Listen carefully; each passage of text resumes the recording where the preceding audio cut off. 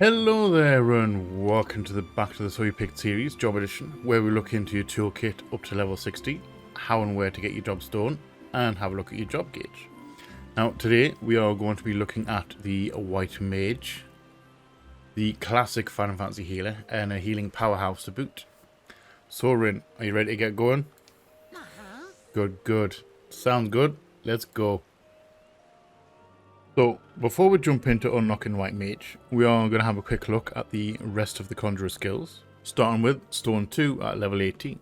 Now, Stone 2 is a flat out upgrade to Stone. It will replace Stone on your hotbar automatically.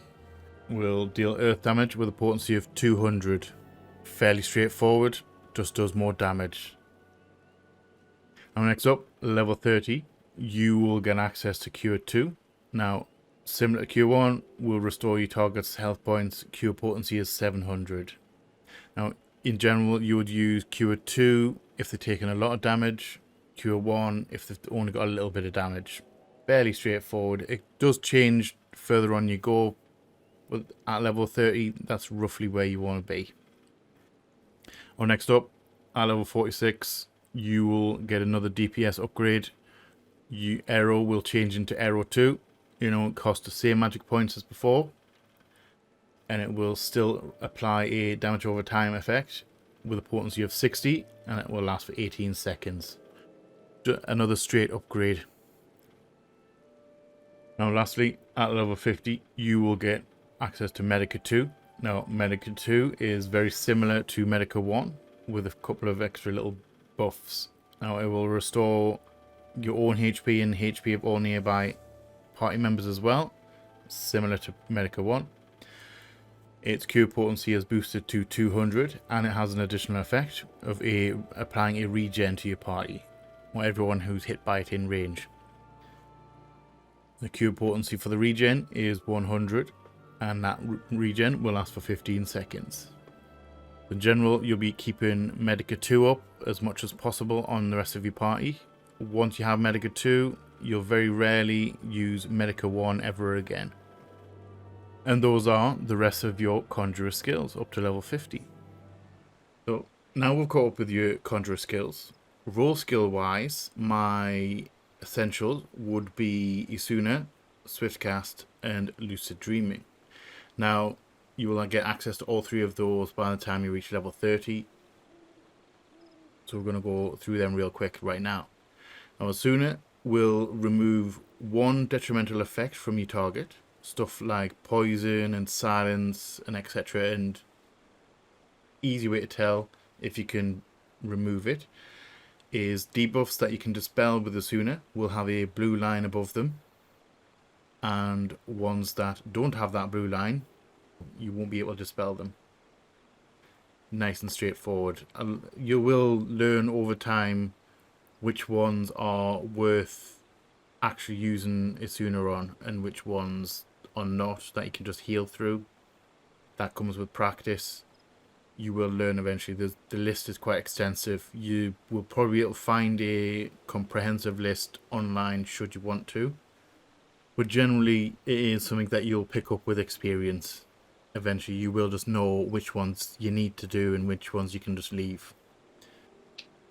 Now next up is Swiftcast, which makes your next spell instant cast. So you should always use Swiftcast before you use your raise spell if someone dies. But on the same hand, it has other uses as well, like using it for extra mobility. For example, if you need to dodge an AoE and you need to heal someone at the same time, pop Swiftcast, then use your heal, which means you can do it on the run. Or similar kind of situation, you can use it with a DPS spell instead of a heal. That will depend on your situation. If your person needs healing, use a heal. If the person doesn't need healing and you're dodging, you can use it for a DPS spell. With a general rule, it is better to keep it on cooldown rather than letting it sit there waiting for an oh shit moment. If someone dies, they can wait a lot of time for Swiftcast to become available again, because generally it's your fault if they die, but not really. Everyone blames the healers. It's a bit of a running joke. Everyone blames everyone else for a wipe. Anyway, lastly, we have Lucid Dreaming. Now, that is a MP regen ability, and it is probably the main way that you'll regenerate your magic points during combat. And it is best to use it when you're around about half MP, so around about the 5,000 mark, which should keep you MP healthy for the whole of the dungeon, because no MP means no heals, and that's obviously a bad thing. So use it whenever you get around about the 5,000 mark. Just keep it on cooldown. It'll keep you topped up nice and comfortable, and it'll stop you running out of MP quite nicely. So now your level 30 rotation. Now I say rotation very loosely, since healers are more fluid in nature, and as such they have more of a priority system than an actual set in stone rotation. So we're going to jump into a dungeon real quick, and when you get in there, it is worthwhile, while you're waiting for the dungeon to start, have a look at your tank's gear as well as the DPS gear, because that will tell you roughly how the dungeon may go. It'll give you a good indication. So basically, if your tank is under geared for the dungeon that you're running, they will obviously take more damage, so you'll need to focus on them a little bit more to keep them alive. You'll have to work a little bit harder to keep them alive. If they're over geared, then you can relax a little bit on the healing and do more DPS. Similar with the DPS themselves, it's worthwhile checking their gear, because if they're under geared, then enemies will die slower, which means more healing for you, because the fight will last longer. So it's always worth having a quick check of your team's gear before or as you start. It's not always possible, because some people like to run off and just go diving in. You will have to adjust slightly for that, for people that don't want to do it. But whenever you can, have a quick check of the gear. It will give you a good bit of information about how it's going to potentially go. And other than that, your level 30 dungeon runs will mostly consist of you applying aero to everything as your tank's pulling until he's comfortable. Use Cure for small single target damage, and Cure 2 for bigger single target damage. Now there is a buff that you can get, like a proc from Cure 1, which will make your next Cure 2 free. But to be perfectly honest, it's not worth like fishing for it. If they're taking a lot of damage, just go for Cure 2 directly. Don't hit them with Cure 1s in order to get the free Cure 2. Just go straight for Cure 2 directly. And then lastly, if everyone's being hit, if everyone's taking damage, hit the group with a couple of medicas just to top them up. And if everyone else is doing HP wise, doing well HP wise, make sure you always cast and hit the enemies with stone and reapply aero as and when needed. Now, boss wise, pretty much the same kind of thing. Apply aero to them, hit them with stone if everyone's doing okay health wise. Cure for small damage, Cure 2 for bigger single target, Medica if everyone's taking hits. Nice and simple. Well, I say nice and simple, but I can throw some curveballs at you. Some parties like to not dodge AoEs. Well, that's the thing you will pick up with time and experience. You'll know how to predict that kind of stuff. Very straightforward.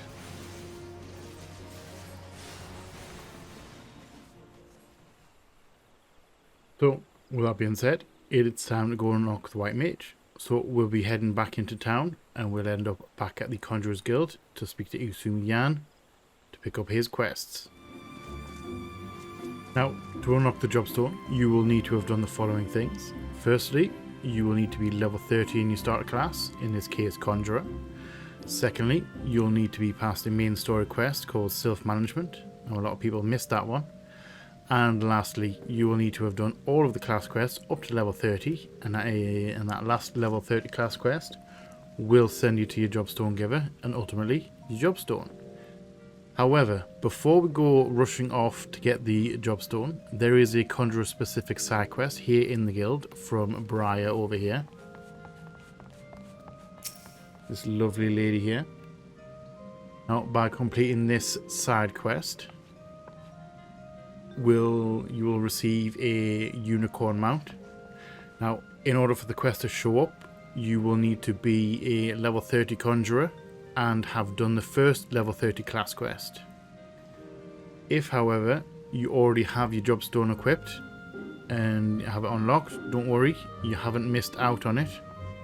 You just need to unequip your jobstone and the quest will show up at Briar here.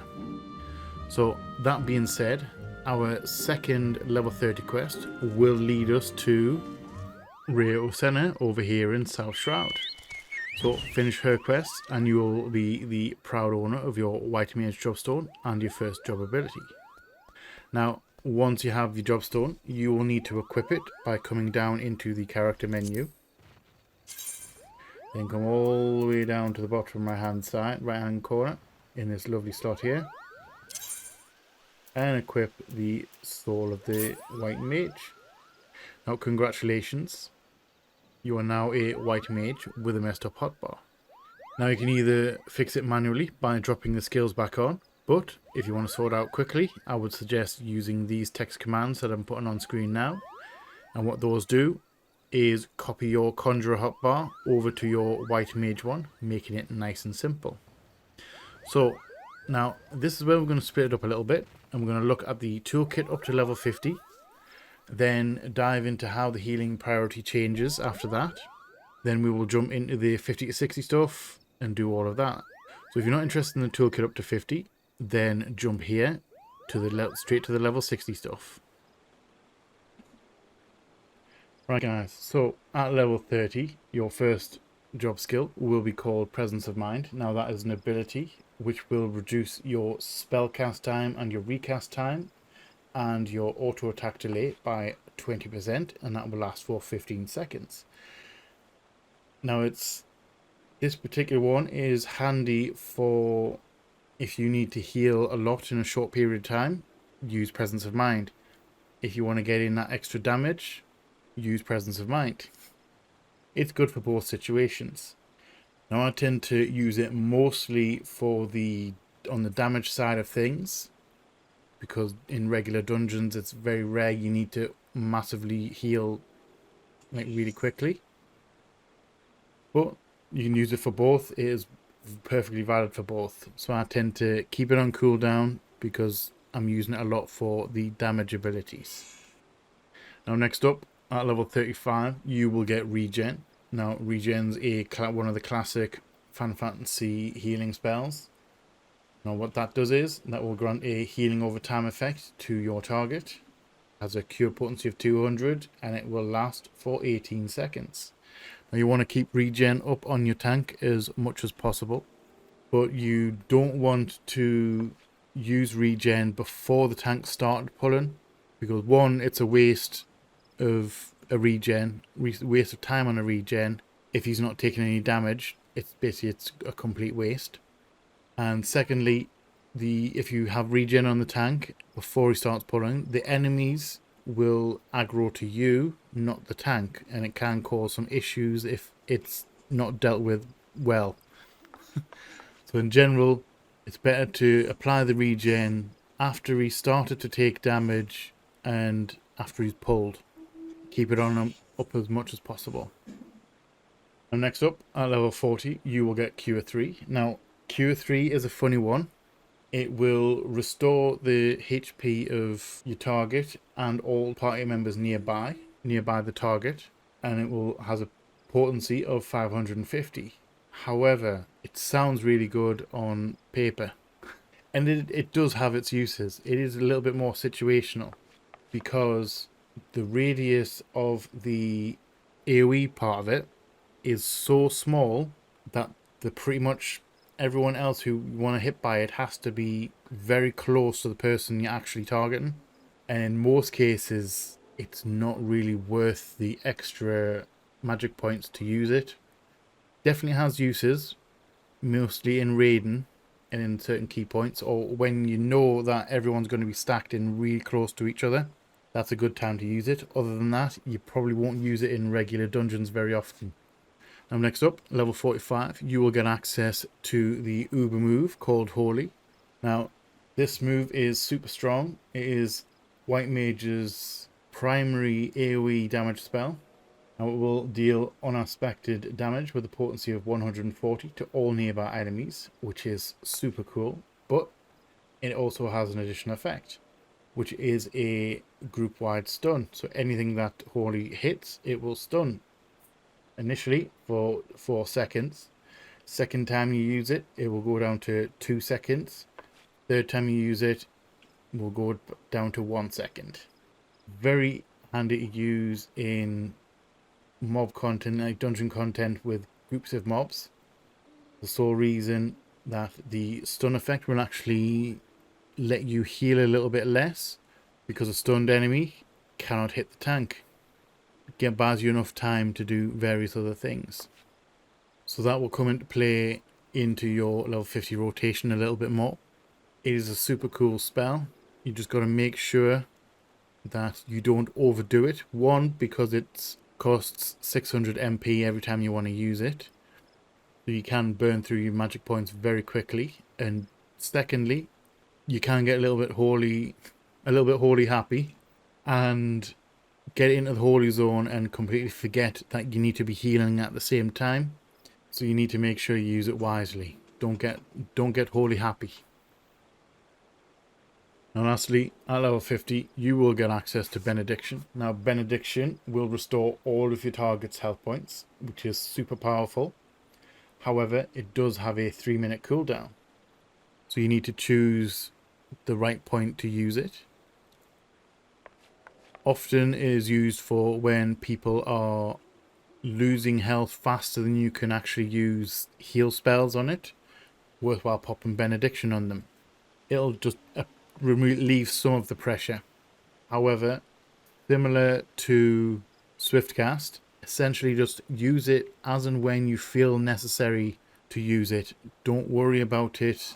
Don't worry about keeping it for emergencies or oh shit moments. If you feel you need to use it, you just use it. You can deal with, you can adjust with other things after that. And that is your level 50 toolkit. So with all your new toys, your priority list will change slightly by introducing regens into the mix.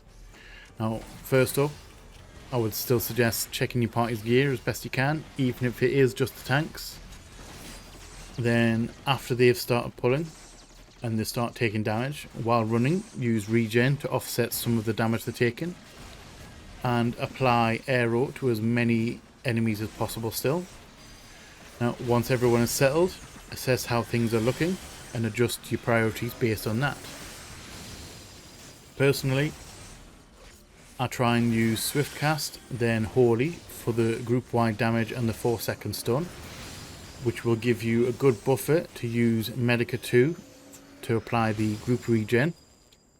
Following that with 2 more Holies for the extra damage and stun time, which helps reduce damage in general. After that, heal your group as necessary, keep your regens up as much as possible. Then DPS wise, if the mob is more than 3 enemies, repeat using Holy. If not, throw rocks at them with Stone 2. Now, boss wise, it's a bit more straightforward. Apply the regen to the tank and use Medica 2 for the rest of the group. Now, you can usually get away with not applying regen to your DPS as well. But if they aren't taking a little bit more damage, then by all means, apply the regen to them too. Try and keep your regens up on the group as much as possible. Keep Aero 2 up on the boss as much as possible. Use Presence of Mind on cooldown, as it is a good bet for both extra damage and heals. And lastly, use Benediction when you feel it's necessary.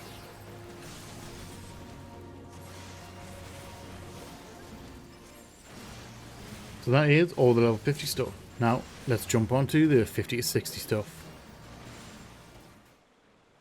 Right guys, so your level 50 to 60 toolkit. Now at level 52, you will get access to 3 new things. First one being a move called Afflated Solace, which is an off-global cooldown heal, which will restore your target's health points. Cure potency of 700, and it will cost 1 lily, which leads us into the second thing you unlock, which is your healing gauge. Now, while you're in combat, your healing gauge will slowly fill up, and after 30 seconds of combat, it will generate 1 lily, up to a maximum of 3. Now you use those lilies in order to cast Afflated Solace and Afflated Rapture at a higher level.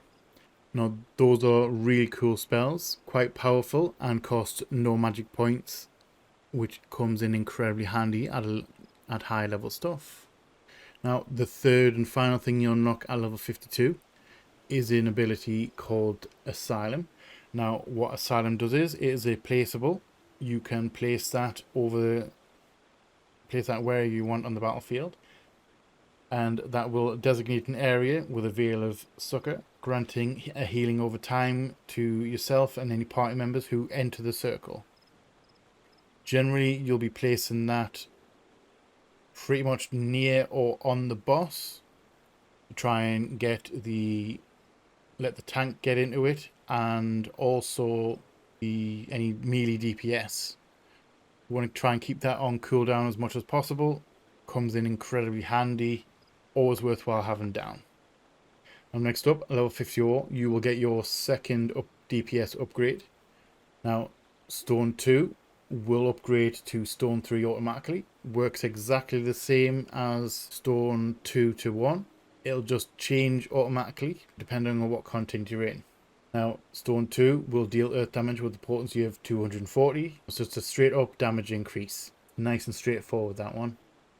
Now, next up, at level 56, you will get an ability called a Size. Now, a Size is another really cool ability for white mages. It does 3 things. Firstly, it will deal unexpected damage with a potency of 400 to all your nearby enemies. Its additional effect will restore your own health points and the health points of all your nearby party members. It has a cure potency of 400, and it has a second additional effect of restoring 5% of your maximum magic points. That one is super cool. It has a super cool animation as well. But the Size, you want to keep that on cooldown as much as possible as well. You can use a Size every 45 seconds, so there's no real reason not to use it. And next up, level 58, you will get another ability called Thin Air. Now, what Thin Air does is, it will give you a buff, which will last for 12 seconds, and that buff will reduce the MP cost of all of your actions by 100%. So for 12 seconds, all of your spells will cost no MP. Similar to Presence of Mind, is really good for doing extra damage. Free holies are always good. And obviously also on cures as well. And that has a cooldown timer of 120 seconds, so 2 minutes. Now lastly, at level 60, you will get Tetragrammaton. Now, Tetragrammaton's another straightforward one. It is a single target, instant cast, high potency cure spell. It will has a cure potency of 700, and you can use that every 60 seconds. Use that on whenever necessary. Nice and straightforward. Right guys, so you'll have noticed you will get more off-global cooldown healing spells as you get up to level 60. So as such, your priority system will change a little bit. Most of the stuff remains the same. Check your party's gear if you can, even if it's just the tank. Make sure you keep your regens up as much as possible, keeping both Asylum and a Size on cooldown as well, adding those in, because there's no point not to use those. However, when it comes to healing bigger damage, you'll be using Afflatus Solace and Tetragrammaton as a priority over Cure 2 and your other global cooldown heals. Now, when it comes to the global cooldown ones, the higher level you get, you will end up using Medica and Cure 1 less and less. However, it is still worth having them on your hotbar as they do still have uses. Now, Cure 1 will be used in lower level content, obviously, and it also comes in handy at times for if you are overdo it on holies and you're low on MP for whatever reason. It can keep someone taking over slowly while you wait for Lucid Dreaming to come off cooldown. It can save a wipe. It has its uses, but it, in general, as general healing kind of deal, it's used less and less. Similar to the Medica 1. You will use Medica 1 if a size is on cooldown and you need to do AoE healing. So again, use less and less, but still worth keeping them on your hotbar. Other than that, as always, if everyone's doing okay health-wise, use Holy for multiple enemies over 3. And if not, keep throwing those rocks. And reapplying Aero as and when you need to. Nice and easy stuff. Right guys, so that has been our look into the White Mage. Now hopefully I have unlocked some of the mysteries of the job and how it all works. If you have any other questions, do feel free to ask them in the comment section below. I will do my best to answer all of them. Now Rin, thank you very much again for your time. It is always appreciated. Now I think next up we are working on Paladin. I think that's going well as well. Sure is. Alright. Good. Again, thank you all for watching. If you are new here, feel free to hang out. Come check out some of the stuff I've got going on. We would love to have you here. If you're not new here, thanks again for all the support. It is much appreciated. And you know what's coming. Please like, share, comment, subscribe and all that jazz. And as always, we shall see you on the flip side. Bye bye.